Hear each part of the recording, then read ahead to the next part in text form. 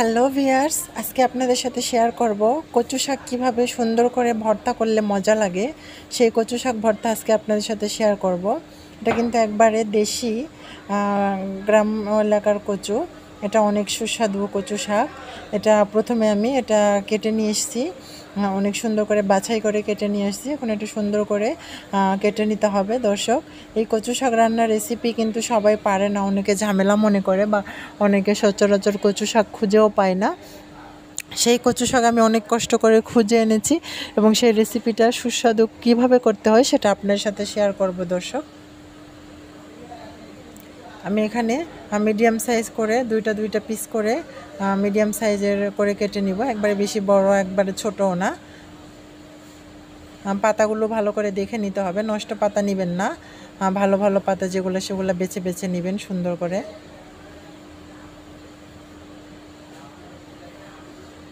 সাবধানে দেখে কাটবেন। কচু পাতাতে কিন্তু অনেক ধরনের পোকা থাকে, সেটা দেখে শুনে আস্তে আস্তে কাটবেন। দর্শক,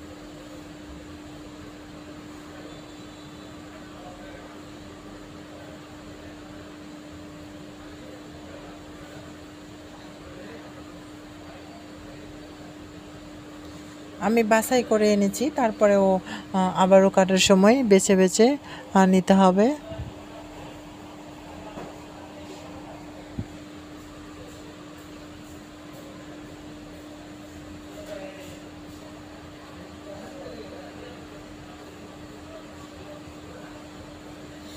এই কচু শাক রান্না ভর্তা কিন্তু সবাই পারে না, অনেকে ঝামেলা মনে করে যে না, এত ঝামেলা করে রান্না করব না, তার থেকে অন্য কিছু খেয়ে নেব। কিন্তু দর্শক, আসলে এই কচু শাক রান্না শুধু সুস্বাদু খাবারই না, এটা কিন্তু একটা ভিটামিন জাতীয় খাবার। ইহাতে কিন্তু অনেক পরিমাণের ভিটামিন থাকে। দর্শক, আপনারা যদি এটা খান তাহলে আপনাদের খুব ভালো লাগবে এবং আপনারা একটা ভিটামিনও পেয়ে যাবেন।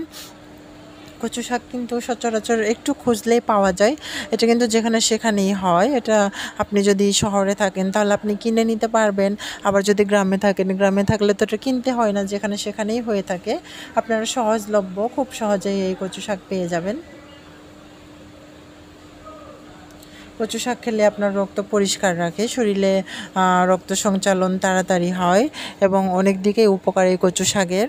এটা কিন্তু অনেক ভাবে রান্না করা যায়, অনেক আইটেমে এটা রান্না করা যায়। অনেকে আছে ডাউল দিয়ে রান্না করে, অনেকে আছে ইলিশ মাছের মাথা দিয়ে রান্না করে, অনেকে আছে যে শুধু ভর্তা করে, অনেকে আছে পাটায় বেটে ভর্তা করে। বিভিন্ন আইটেমে এই যে কচু শাক রান্না করা যায়। দর্শক, এটা আসলে জনপ্রিয় একটি খাবার, সেই আদিমকাল থেকে মানুষ এটা খেয়ে আসছে, এই কচু শাক রান্নার রেসিপি। দর্শক, আমার শাকগুলো কাটা হয়ে গিয়েছে, এখন আমি এগুলো সুন্দর করে ধুয়ে নিব।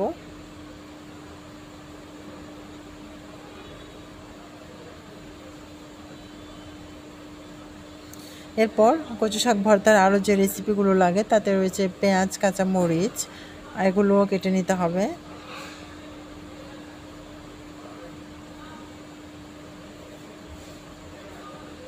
কচু শাকে কিন্তু দর্শক, আপনি রসুন যত দিবেন তত কিন্তু কচু শাক ভর্তাটা অনেক সুন্দর হবে, সুস্বাদু হবে।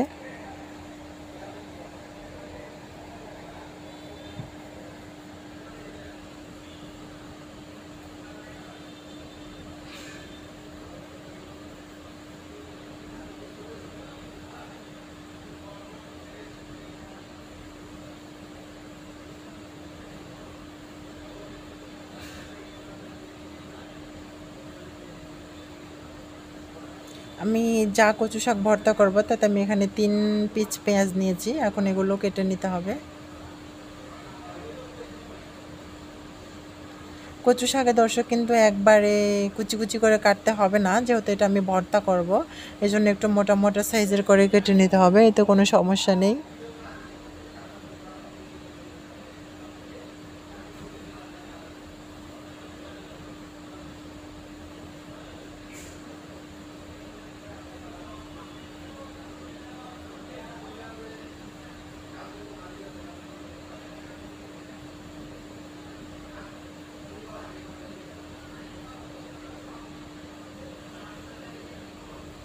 এরপর আলাদা আরেকটা বাটিতে আমি কাঁচামরিচ কেটে নিব।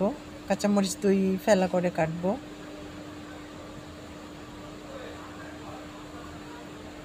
কচু শাক ভর্তার অন্যতম হচ্ছে কাঁচামরিচ। অন্য কোনো মরিচ দিলে কিন্তু কচু শাক ভর্তাটা অতটা টেস্টি হয় না। সেই ক্ষেত্রে আমাকে এখানে কাঁচামরিচ ইউজ করতে হবে। দর্শক আপনারাও কিন্তু অবশ্যই আমাদেরটা ফলো করবেন। আমরা যেভাবে করেছি সেভাবেই করবেন, তাহলে কিন্তু আপনাদের রেসিপিটা দেখতেও সুন্দর হবে, খেতেও সুস্বাদু হবে। আপনারাও কিন্তু কাঁচামরিচটা ইউজ করবেন।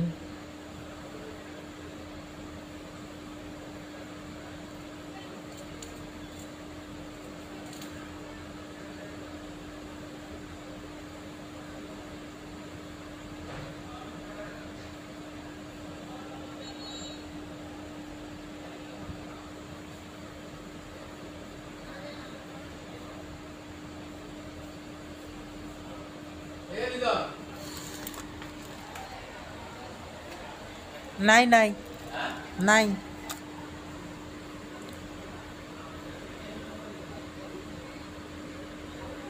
কাঁচামরিচ কাটা হয়ে গেলে দর্শক আমি এখানে রসুনগুলো যেগুলো আছে সেগুলোও কেটে নিব।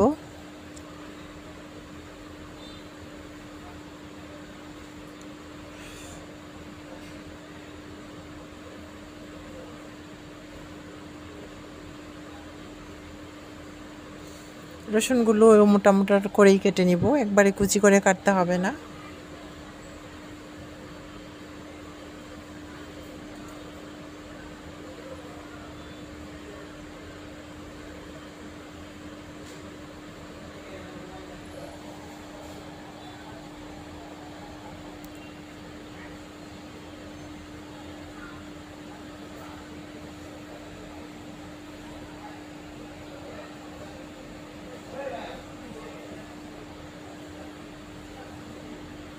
পেঁয়াজ, রসুন এবং কাঁচামরিচ আমার 3টা মশলা কাটা হয়ে গিয়েছে। এরপর কচু শাকগুলো ভালোভাবে পানি দিয়ে ধুয়ে নিতে হবে। আমি আগেই বলেছি দর্শক কচু শাকে কিন্তু অনেক পরিমাণে জীবাণু বা পোকামাকড় থাকে। সেই ক্ষেত্রে আর কি কচু শাকগুলো 3 থেকে 4 বার একবারে ভরপুর পানি দিয়ে সুন্দর করে বালতিতে রেখে আঁচড়িয়ে ধুয়ে নিতে হবে, যেন কোনো পোকায় না থাকে সেদিকে লক্ষ্য রেখে প্রয়োজনে আপনি একটা করে শাক ধুয়ে তুলে নেবেন। যে কোনো সময় দর্শক রান্নার কাজে যদি আপনারা মনোযোগী না হন তাহলে কিন্তু রান্নাটা খেতে সুন্দর হবে না। এজন্য রান্না সবসময় মনোযোগ সহকারে করতে হবে। দর্শক আমি ধুয়ে একটা কড়াইয়ে তুলে নিয়েছি, কড়াইয়ে ভর্তি করে একবারে উপর দিয়ে উতলে পড়তেছে। এটা কিন্তু হালকা লবণ এবং হলুদ দিয়ে ঢাকনা দিয়ে ঢেকে দিলে এটা কিন্তু যখন জাল করা হবে তখন কিন্তু একবারে কমিয়ে অল্প হয়ে আসবে, তখন কিন্তু কোনো সমস্যা হবে না। দর্শক আমি এখানে এখন কাটা পেঁয়াজগুলো দিয়ে নিচ্ছি।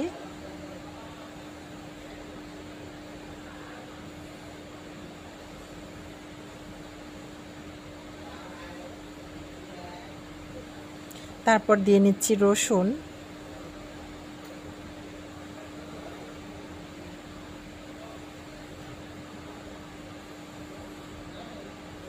এরপরে দিয়ে নিব কাঁচামরিচ।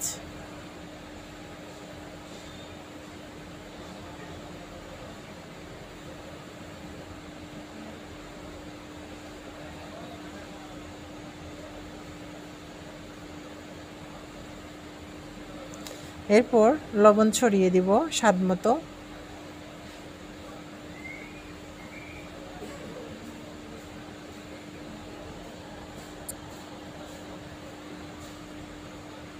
তারপর দিয়ে নিব হলুদ।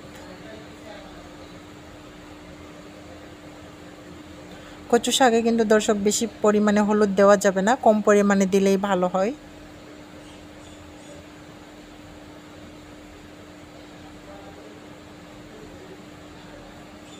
এরপর দিয়ে নিব তেল।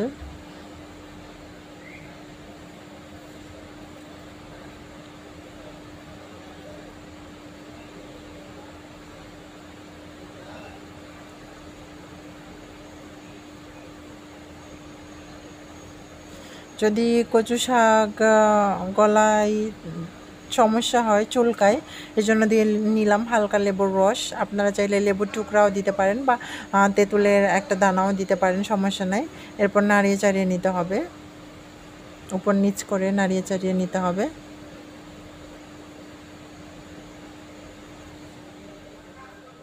এরপর ঢাকনা দিয়ে ঢেকে দিতে হবে।